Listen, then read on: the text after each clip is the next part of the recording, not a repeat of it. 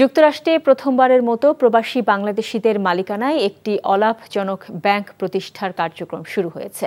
স্থানীয় সময় বুধবার সন্ধ্যায় জ্যাকসন হাইটসে একটি পার্টি হলে সাংবাদিক সম্মেলনে আয়োজন করা হয় উদ্যোক্তাদের পক্ষ থেকে।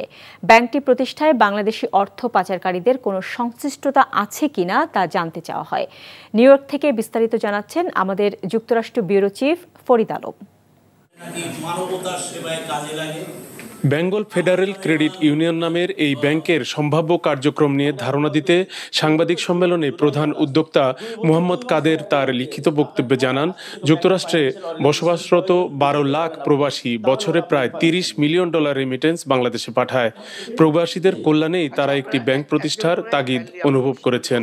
ফেডারেল ক্রেডিট ইউনিয়ন মূলত একটি নন প্রফিট ব্যাংকিং কার্যক্রম, যেটি মূলত ওন করে এর মেম্বার যারা তারা। সো আমাদেরকে ফেডারেল এই মুহূর্তে বলেছে তোমার যারা 300 অ্যাটলিস্ট 300 মেম্বার দিতে হয়।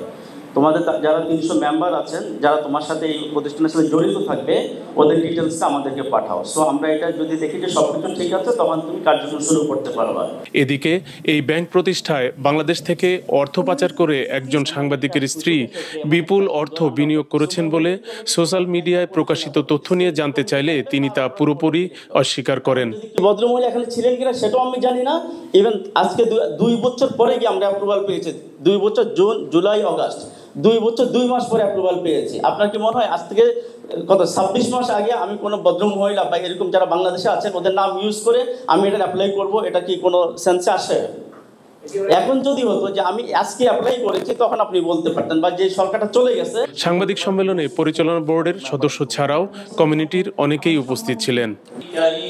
Farid Alam, NTV news, new York, যুক্তরাষ্ট্র। বান্ডেল থাকলে প্রতি সেনমানিতে টাকা বাঁচবে। বিকাশ সেনমানি বান্ডেল কিনে জিতুন প্রতি লেনদেনে।